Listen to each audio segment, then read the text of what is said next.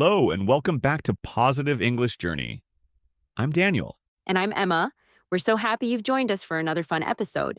Last week we talked about the 10-minute miracle method, and we hope you've tried those short, focused study times.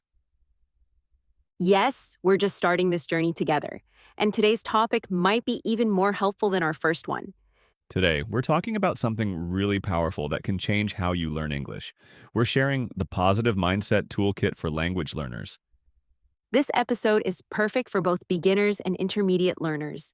No matter where you are in learning English, how you think about it can either help you a lot or hold you back. That's right.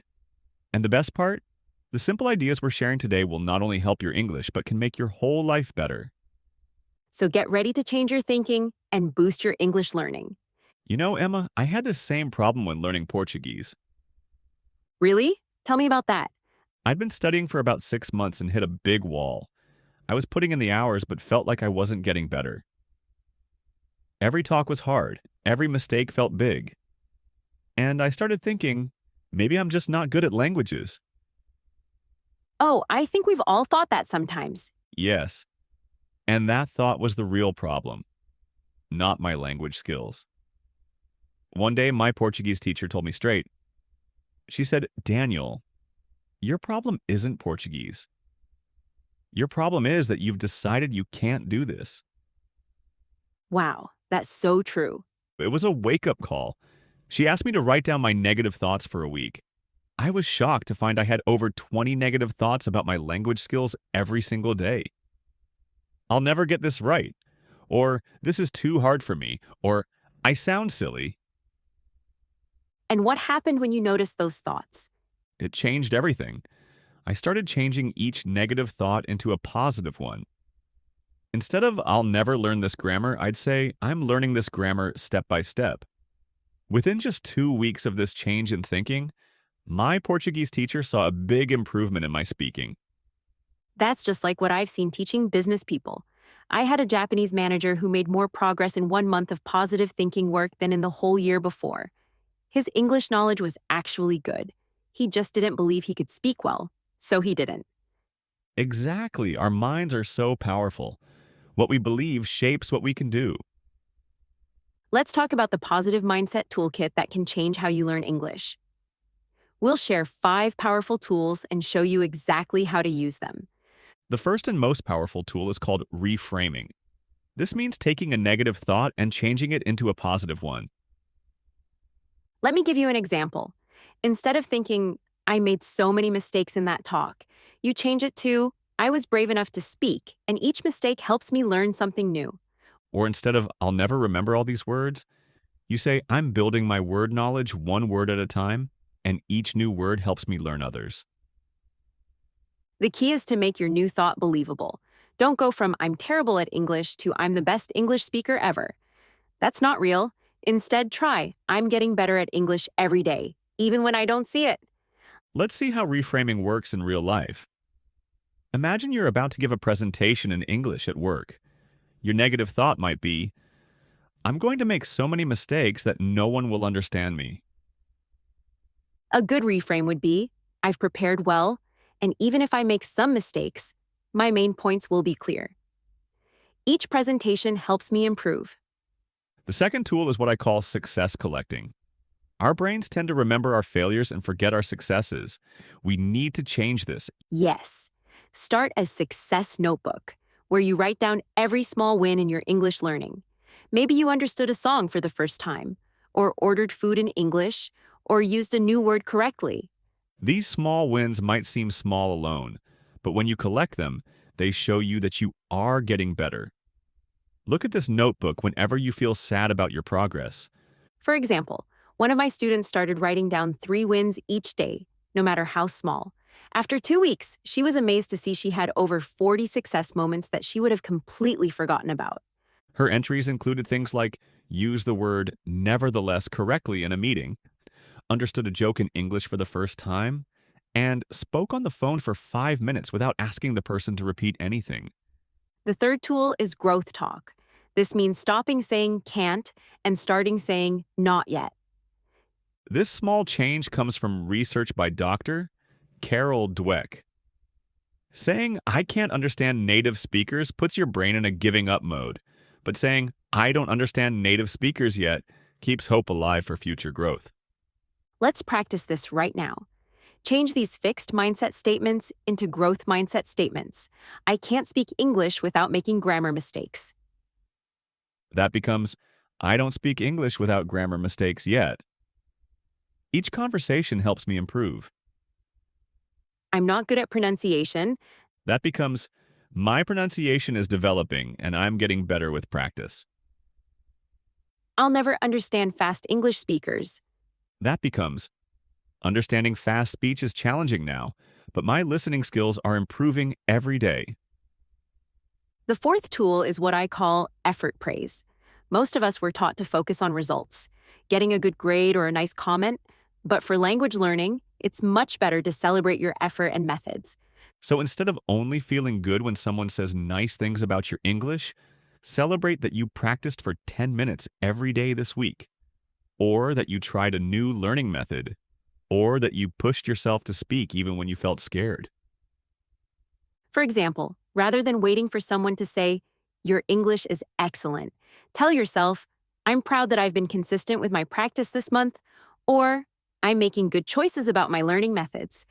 I worked with a student who used to feel terrible whenever he made mistakes in conversation. We changed his focus to praising his effort instead.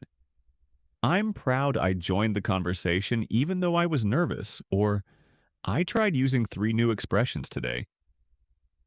The fifth tool is seeing success. Top athletes use this all the time. Before a hard English situation, like a talk or job interview, spend 5 minutes clearly seeing yourself doing well. See yourself speaking clearly, answering well, and handling any problems easily. Your brain actually processes this mental practice similar to real practice. Here's how to do it. Find a quiet place and close your eyes. Imagine yourself in the upcoming situation. Maybe it's ordering food at a restaurant or having a meeting with your boss. In your mind, see yourself speaking confidently, using the vocabulary you've learned, and handling any challenges well. Imagine the positive reactions of others. Feel the sense of accomplishment. One of my students used this before job interviews.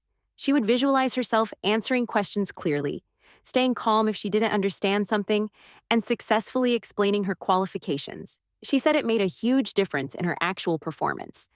Let's see how these tools might look in everyday situations. Imagine you're having a conversation with an English-speaking friend, and you're struggling to express yourself. Ugh, I just can't find the right words. I sound so stupid when I speak English. Everyone else learns faster than me. I notice you're having some negative thoughts there. How could you reframe that? You're right.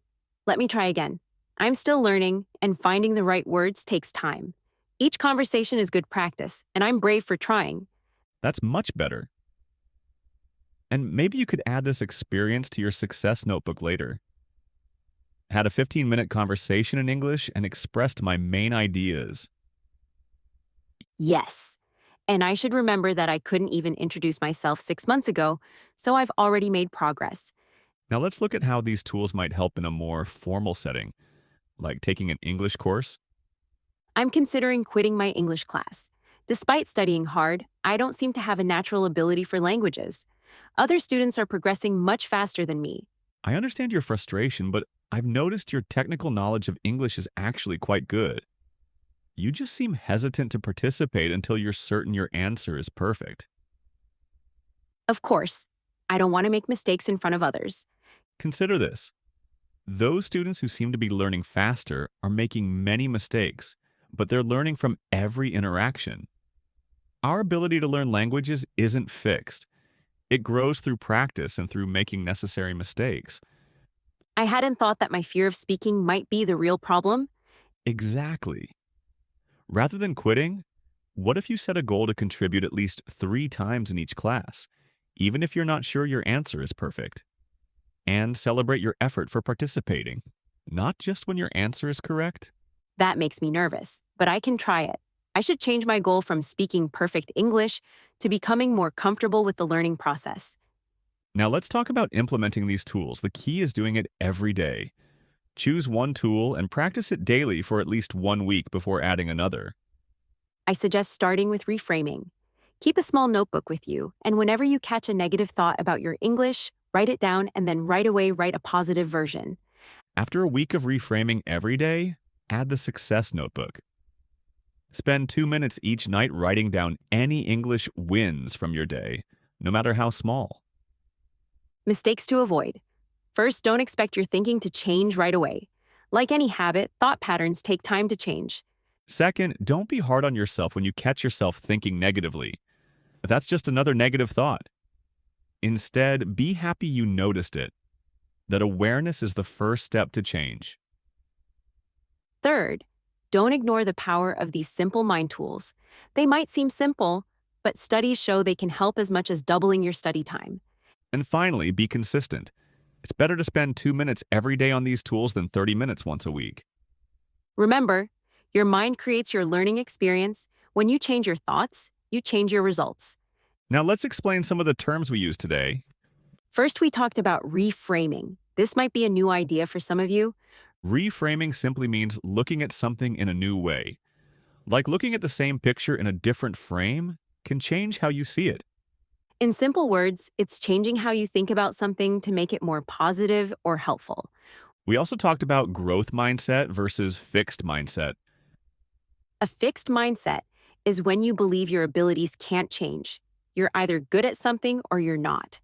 While a growth mindset means you believe you can get better with effort and practice. It's like thinking of your brain as a muscle that gets stronger when you use it. We also use the term cognitive bias. That just means our brains have built-in thinking habits that aren't always right. Like how we tend to remember bad feedback more than good feedback. Exactly. It's like our brain's automatic settings that we need to manually change sometimes. And finally, we talked about visualization. Visualization just means creating pictures in your mind, like daydreaming, but with a purpose. It's basically mental practice, practicing something in your mind before you do it for real. Now for your fun challenge this week. We want you to create your own success notebook. It can be a simple notebook, a note on your phone, whatever works for you. For the next 7 days, write down at least 3 English learning wins each day. They can be tiny. Maybe you understood a new word in a song, or said something correctly, or remembered a phrase when you needed it. The key is doing it every day. Don't skip a day, even if you have to really look for those wins. Remember, what we focus on grows bigger. And here's a bonus challenge. Write down your biggest negative thought about learning English. Then create 3 different positive versions of that thought. Choose the one that feels most believable to you and repeat it to yourself whenever the negative thought comes back. Share one of your positive thoughts in the comments. Your positive idea might be exactly what another learner needs to hear. Before we finish today, I want to share something that changed my own language learning. Your thoughts create your reality. That's so true. As Henry Ford said, whether you think you can or you think you can't, you're right. Your belief in yourself isn't just positive thinking. It actually shapes what your brain notices, how hard you try, and how you see your experiences.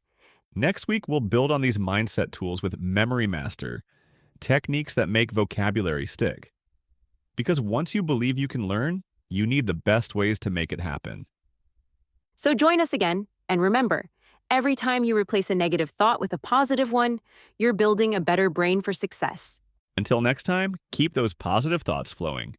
We believe in you, and we're excited to be part of your journey. See you next time on Positive English Journey.